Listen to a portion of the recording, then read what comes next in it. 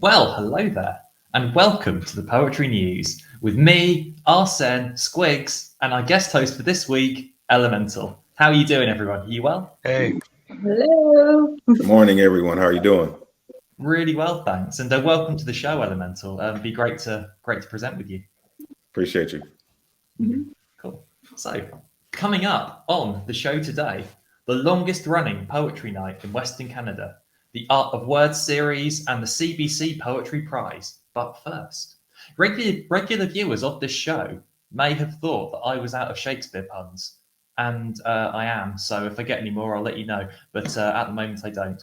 We start this week with Bearded Badger Publishing, based in the small but perfectly formed town of Belper in Derbyshire, UK. Bearded Badger Publishing began in November 2020 and have since published 2 novels and 7 poetry collections, and their bookshop, Bearded Badger Books, also opened in April 2021. They publish well-made books of high-quality poetry by mostly authors local to Belper and Derbyshire, and in fact, I have 2 of them here, and 2 more on order. Now, I should say, for full disclosure, Belper is quite close to me, and quite a lot of the poets, actually, that they have are friends of mine that I've shared a lot of open mics with. And that just adds to my conviction that Bearded Badger are great and these poetry collections are as well. So I definitely recommend that you check them out. And I would like to read a poem from Uninformed. By Becky Deans. It's called Domestic. I know you love me really, you just fight it. You're mean and moody, but I'm glad you're mine. I should have made the tea the way you like it. If there was a flame, I'm not sure I'd relight it. Our wedding vows have somehow lost their shine. I know you love me really, you just fight it. It's hard to live in such a changing climate. One moment you're malignant, then benign. I should have made the tea the way you like it. You're different out in public to in private, but the fact that you're still with me is a sign that of course you love me really, you just fight it. It's like you're a touch paper and I light it. But you make an effort when you've crossed the line. I should have made the tea the way you like it. I'd leave you, but I don't think I'd survive it. I almost like you when I'm on the wine. I know you love me really. You just fight it. I should have made the tea the way you like it. So if you're interested in this or any of the other books that Bearded Badger are doing, head over to beardedbadgerpublishing.com. At this point, I'd like to bring back my wonderful Heralds and ask everyone, what do you think about the books, the poem, the small presses in general? What do you think? I have a few things. As a person who was published from a small publishing company, I really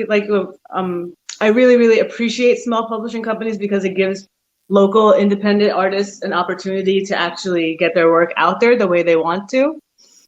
So I'm super big on that. My publishing company is also just a small Black-owned company in New York, based in New York, 2i Publishing, and they do the same thing. He actually goes on social media and finds poets who have like a decent following and reaches out and says, "Hey, I have a publishing company. If you have anything you're interested in publishing, give me a shout." And I happened to be in quarantine and bored and had a manuscript and gave it to him. So I really think that's a big thing, especially here in the States. I was starting to research how to publish things, and larger publishing companies will only accept manuscripts from writing agents, and I'll stay quiet, not to offend anybody, but writing agents. So that actually minimizes a lot of people's opportunities, and usually you have to pay a few thousands of dollars even to get your manuscript reviewed by these agents, and it's just absolutely insane. So I really appreciate platforms like this, and that poem made me almost cry. Just saying. Yeah. all right. I as well appreciate local publishers. I myself have been also published for the first time from a local publisher. Funny enough, the local publisher, which no longer exists, sadly, was called The Strong Badger. And I'm actually wearing the t-shirt, so I can show everybody. The Strong Badger. Yeah, and they had a cafe. It was a great place for artists of all styles, like, painting, music, to gather and just meet each other. And this guy, just locally tried to organize it to get funds together and produce like publications for the local artists, and it's very necessary. I don't know if we could live in a world where it's all publishing empires, so it's great for everyone to have local publishers. That's what I gotta say about that. Absolutely, Squigs. I totally agree. I think having the local publisher gives the artist more of a benefit, because the bigger publishers, the bigger people, the bigger houses don't have the time to really know the artist, right? So the smaller press, the local publishing companies are the ones that are at the shows. They are at the open mics, listening to these poets and seeing how they've progressed over this time. And so when they get into this point, they can say, okay, now you're ready. We want to bring you in and offer you this deal. Compared to a poet who is going out and shopping their own work to say, hey, I know I'm talented, or hey, I want my book published, or hey, I got something, I think it needs to go somewhere. Just a very different dynamic for the artist, right? Because every artist, every writer, every poet is not necessarily a great salesman, right?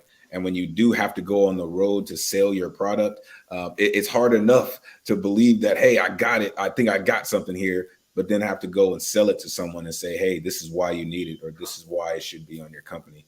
I think it makes a huge difference for the artist to have the ability to connect with local publishing. Really makes a difference. Absolutely, because obviously, especially if you're a first-time poet being published, a lot of your audience is going to come from those local open mics and that local scene that you're part of. And, it's like, I was saying that a lot of the people on this press are friends of mine. And that, for me, that really adds to reading their work, because you've often seen earlier versions of them at open mics and things like that. And, if you put together a roster of all the poets that have at some point been on an indie press and just had them as like a massive poetry night, can you imagine the off the chain quality of that? That would just be incredible. And just a few $1,000s for someone to read your manuscript. Somebody's making a lot of money out of that, but yeah, so thank you everyone for your thoughts. So if you're interested, please do support Bearded Badger. They would love to get your orders, and I'm sure the local poets would love for you to read some of their books as well. So thank you everyone. We will be back right after this.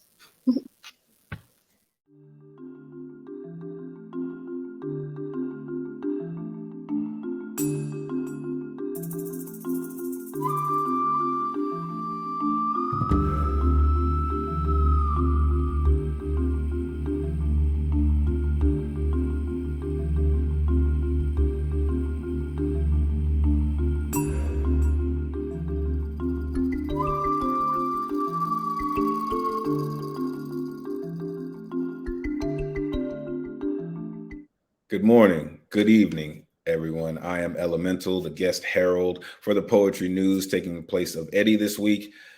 I want to bring you a workshop called The Art of Poetry, Creative Writing and Drawing Online. This workshop, tad bit taboo, tad bit creative energy. It focuses on the subtle and tricksy craft of poetry.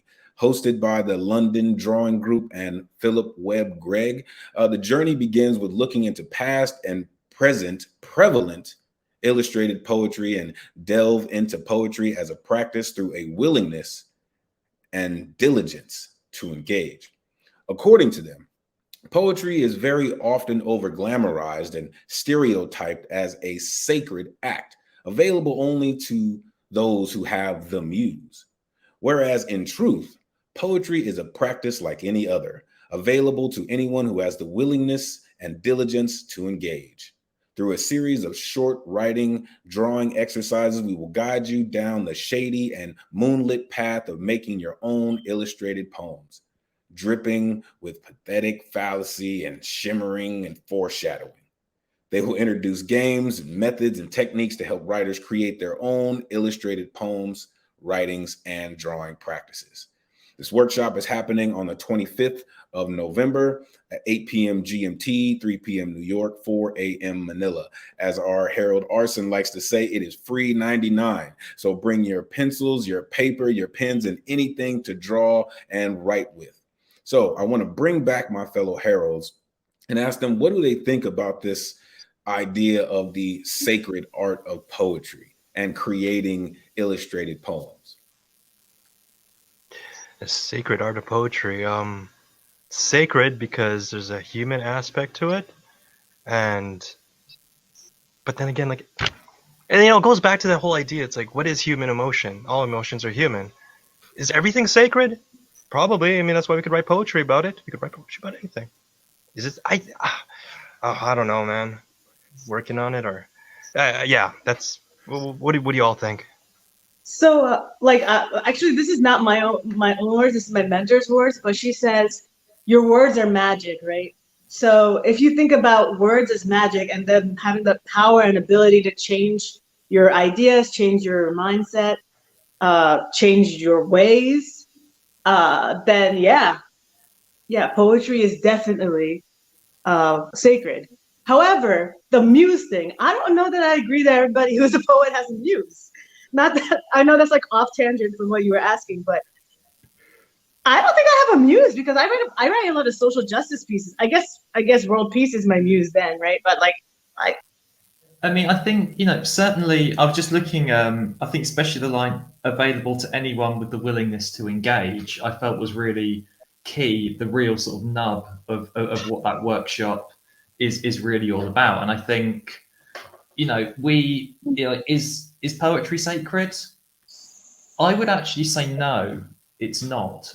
But it's a beautiful and wonderful art form that anyone can be a part of, but also a lot of people very often feel excluded from because of barriers that in reality aren't really there, because there's lots of people breaking them down. But it's certainly at school I felt very excluded from it because it was very much this person from 200 years ago that I have no connection with writing about something I don't really care about in this very kind of over elaborate way.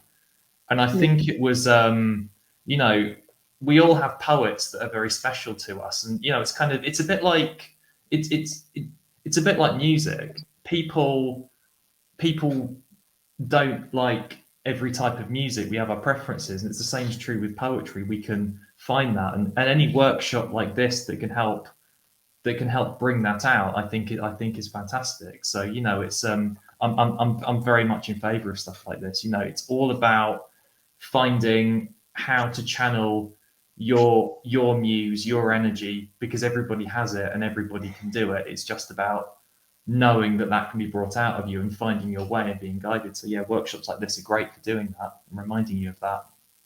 Yeah, I always agree. I always appreciate the workshops you and Eddie, you Elemental and Eddie present, because they're really cool in that they remind people, as I always say, poetry is super underrated as an art form. I think people don't appreciate it enough at all. And it always reminds me when you guys present these workshops that think about how transforming and therapeutic poetry is, and people and pretty much like all you need is a pen and paper, and it's free 99 therapy. It's awesome. So. Yes, I love that. I think the sacred space aspect. I think poets write from a sacred space. I agree with you, Martin. I don't think poetry itself is some secret society, if you will. It's an ability that we all have. It's just who connects to it the most. My mentor told me a poet can write a poem about a blade of grass, right? If you're focused in, right, and kind of what they're saying, right, you have a willingness and a diligence to write and be better at writing and get better at writing, the muse is irrelevant, right? Because poetry happens everywhere, because life is inspiring, even though sometimes it's not. That's what makes me question the muse aspect, right? Because we get a muse from anything, and it can be anything from anywhere. So yeah. Thank you very much, Harold. I truly appreciate your insight on this. We truly appreciate you folks. We will be right back with R.sen right after the break.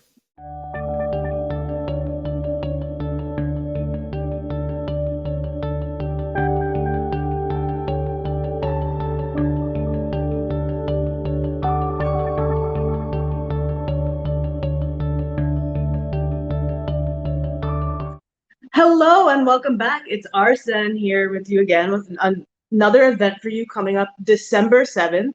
It is not only Winnipeg's longest running poetry mic, but Western Canada's longest running poetry open mic. And it is usually done in person, but now it's coming virtual. And guess what? It is, you guessed it, free 99. I am talking about the Speaking Crow open mic series. All you have to do, you don't even have to participate. You can just come and hang out. They give you two options on their Zoom. One is to come and just be an enthusiastic Speaking Crow audience member, and the other one is to be an open mic reader. However, the open mic list is only limited to 25 people, so you first come, first serve, so you better jump on that, my friends, jump on that. And registration for both is open until 7:05 of December 7th. So you just come on in and you sign up and you do that. And if you have any questions, you can hit Speaking Crow at thinairwinnipeg.ca.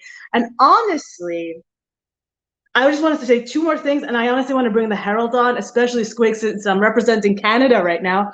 The hosts for this are the Winnipeg International Writers Festival and the Winnipeg Public Library, which is pretty cool. So I'm going to open up the platform to the Heralds. Yeah, no, I just want to say this is the open mic. Everyone where Squigs had cut his teeth. Yeah, so many years ago.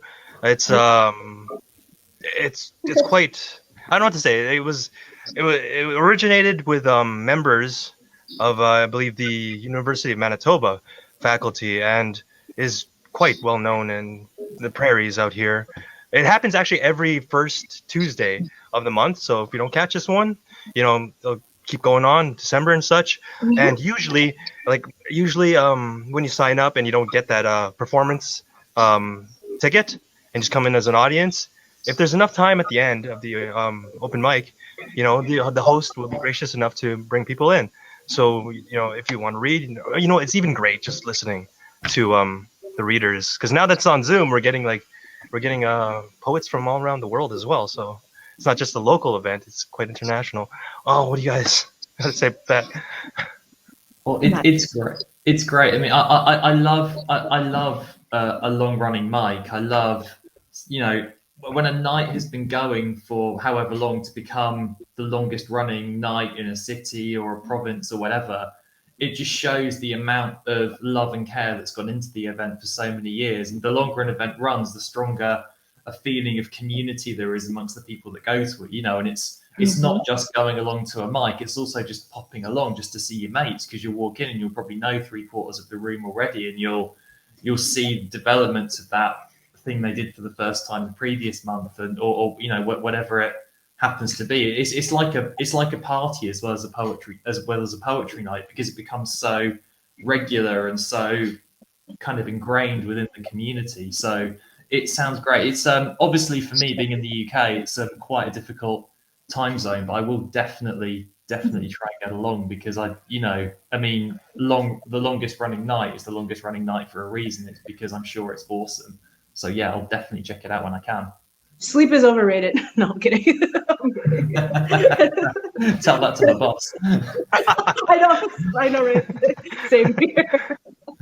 I really love this. I really do, because it reinforces the connection and dedication to creativity and community, right? Mm-hmm. When you have those things that run like that, especially local places, to me, it helps to make creative expression normal, right? Yeah. And accepted, right? It's not some taboo in like it is in certain areas. It's like, oh my God, they're saying a social justice poem.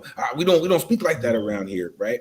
I think it's important to expose your community to these things, right? Mm-hmm. And the beauty of it, like you said, now that it's in Zoom and it's getting more people, Now they're learning some of your culture and you're getting a chance to learn some of theirs. So again, that's where the conversations start to happen. And now we can actually speak the same language. So I think that's super important. Yeah, I agree. And Speaking Crow on its page itself, it says that it's a space that values diversity, creativity, and encouragement. So that goes along with just what you were saying. So whether you do spoken word or page poetry, whether you publish widely or you're just starting writing, they can't wait to hear your poems, and neither can I, because I'll be there. So see you guys there. Thank you, guys.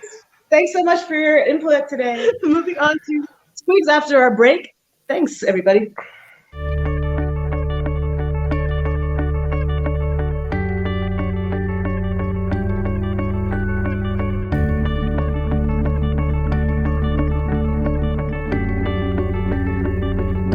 Good morning, good day, good evening, wherever you are in the world. I am still Squigs from Winnipeg, Manitoba, Canada, and what a show we've had from the intro of local publishing companies starting off, filling the gap to an open mic about poetry, creative expression, even with drawing, more illustrated poetry, and then to another big name open mic I'd like to keep talking about and hope to see you all there.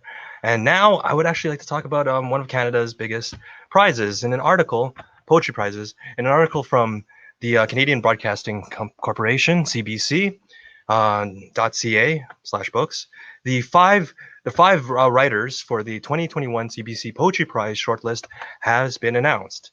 Now, in their article, you may actually read the poems from each of the poets. Each of these works are contending for a $6,000 prize and a writing residency. Now, the 5 writers from across Canada are listed, and their pieces as well are this is Onion by Mia Anderson from Portneuf, Quebec. James by Lise Gaston from Vancouver. Untranslatable by Adriana Onita from Edmonton. The Morgue in My Tears by Bola Opalecki from Winnipeg. And Addendum, Flora of a Small Island in the Salish Sea by Alison Watt, Nanaimo, BC. Now, the winner will be announced on the 24th of November, so that would be this Wednesday, and they will receive the $6,000 prize from the Canada Council for the Arts, and will have the opportunity to attend a 2-week writing residency at Banff Centre for Arts and Creativity. Now, the remaining 4 finalists will each receive $1,000 from the Canada Council for the Arts. All 5 finalists will have their work published on CBC Books, and you can read their poems by clicking on the links in this article. So that's great. So you guys get to read. Everyone gets to read the contending pieces. Not to say any favorites, so I will just let that be at your discretion. This year's finalists were selected by a jury comprised of Louise Bernice Haffey, Kanisha Lubrin, and Stephen Hayton. The judges will also select the winner. The article continues to say that there are 7 ways of winning a CBC Literary Prize and to essentially change your life. You see, the finalists were chosen from a long list of 32 works.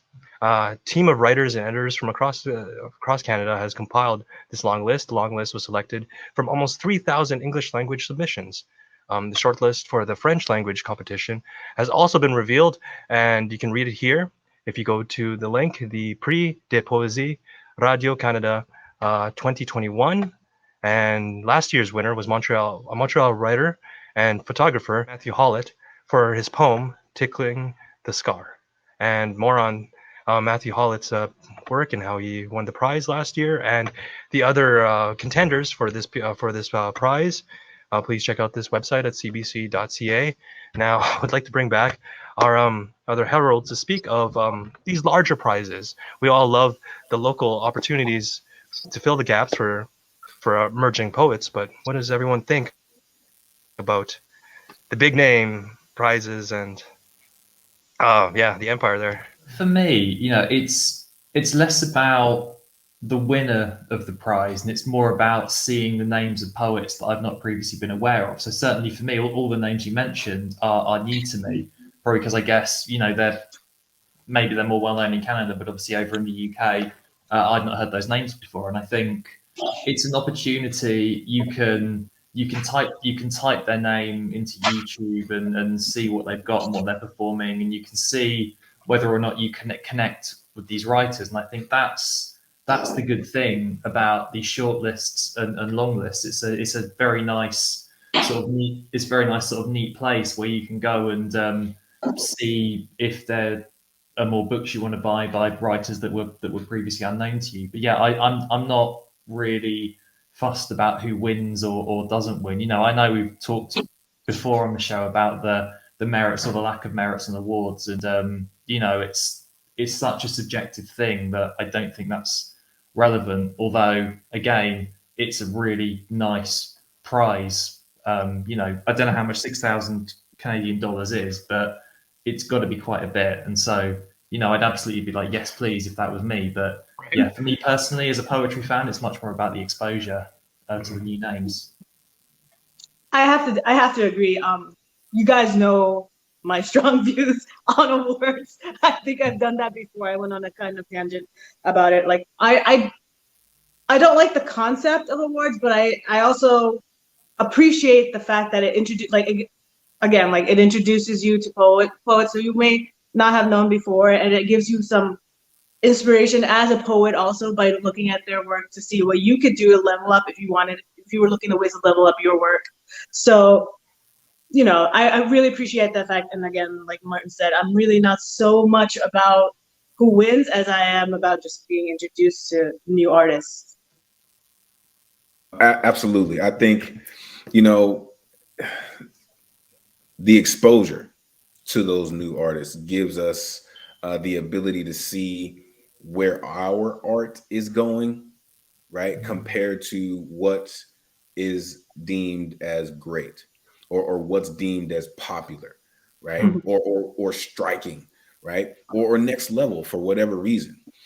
So I think it's good to see those things because it's important to know how or what criteria people are using to gauge your art, right? Everyone's not going to be an award-winning artist, right? They are given out sparingly. Okay, it's not one of those things where eventually everyone's going to get one. It's not one of those things, right? So when you do that, right, because there's only one Walt Whitman, there's only one Sonia Sanchez, right? So knowing that, but you can kind of see how the evolution of art works and how striking people can be with their art form, right? Again, whether you are looking to win that prize or you're interested in winning that prize, it's still important to know who's winning them, how they're winning them, and what type of art they're winning them with. I absolutely agree, and that's great perspective. My fellow Heralds have mentioned it's not so much perhaps about the prize, but really the exposure and getting to know new writers, different writers who's writing. And that's a great thing about this article, once again, on CBC. What is that? CBC.ca. You can actually click on the link to see the poem. So you yourself could be sitting at home and be like, yeah, I'd choose that one. Or why did that one make the list? My poem should have made the list, or whatever. All right. So thank you, everyone, this week. Yeah, right. It should show the work. It should be about the poetry always. And just like this week, thank you to our viewers. We will go to R.sen. But thank you, everybody, for joining us for this segment of PGN. You know what to do. If you liked what you saw, please give us a like, a thumbs up, subscribe, and you can follow us at PGN Official. And if you like what the Heralds are saying and you want to follow us personally, links are also there for you on Instagram. So come, get social with us, be our friends. See you next round.